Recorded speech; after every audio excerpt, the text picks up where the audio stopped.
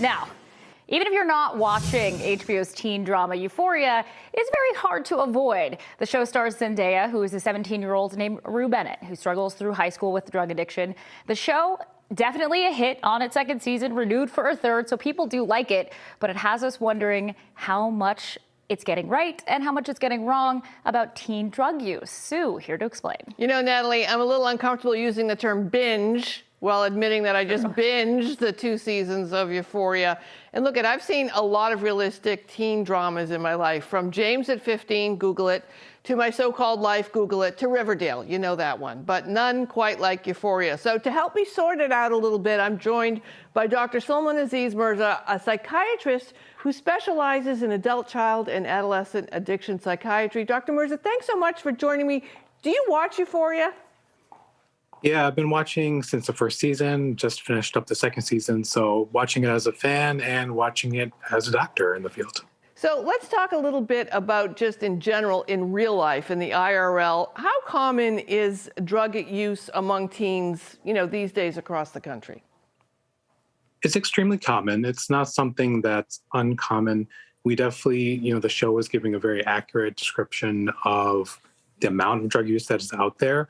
The accessibility that is there.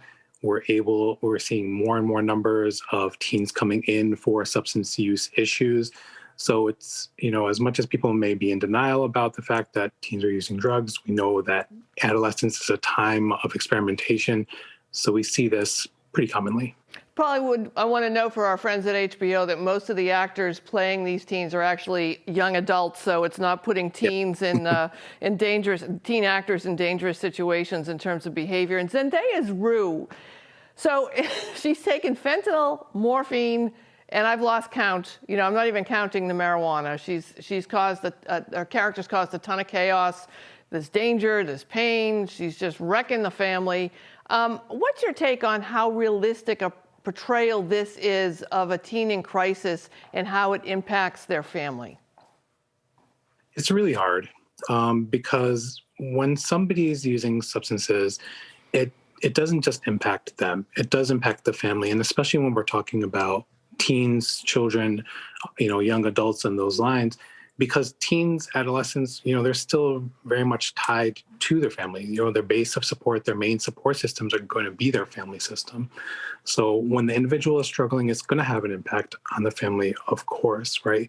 When parents find out about it, family members, found out about it, a lot of times they're the ones who bring them in for help. So, it has issues in regards to missing school, missing family events.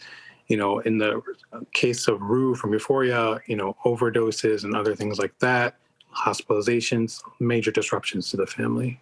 It can absolutely occur. I don't know if this was your experience, but the entire first season, all I did was yell at the screen, where are the adults? Why don't they have any homework? Where are the teachers? Where are the parents? They're basically non-existent in the first season. And I've sort of now reflected and take that as a metaphor of how teens can hide their substance abuse sort of in plain sight, right in front of parents.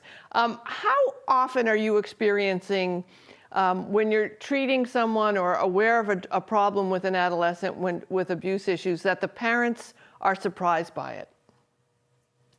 It happens very commonly. What's one of the issues, again, I don't just work just in substances, but also in mental health issues.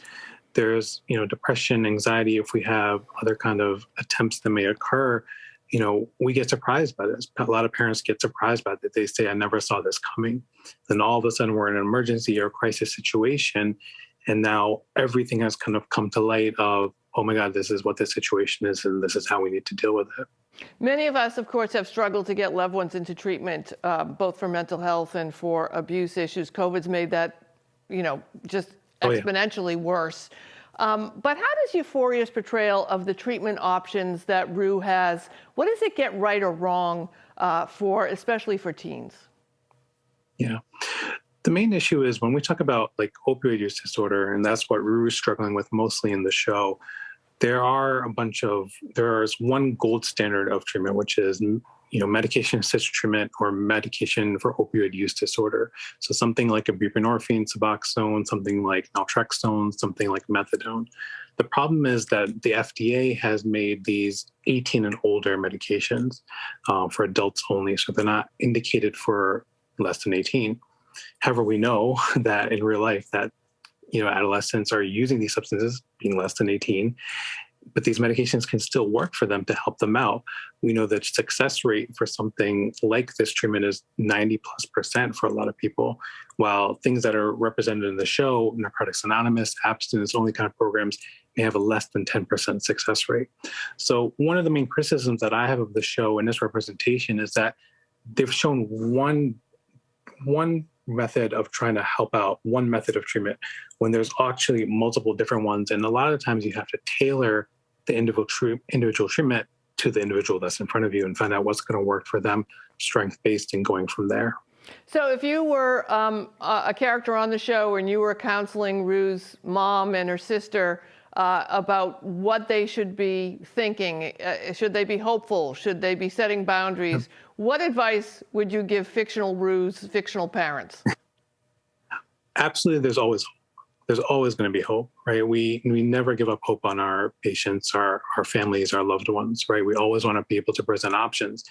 And I think that's the biggest thing, is that we want to be able to present multiple different options to see what is going to be the best one that Rue herself would latch onto, or that her family herself would latch onto.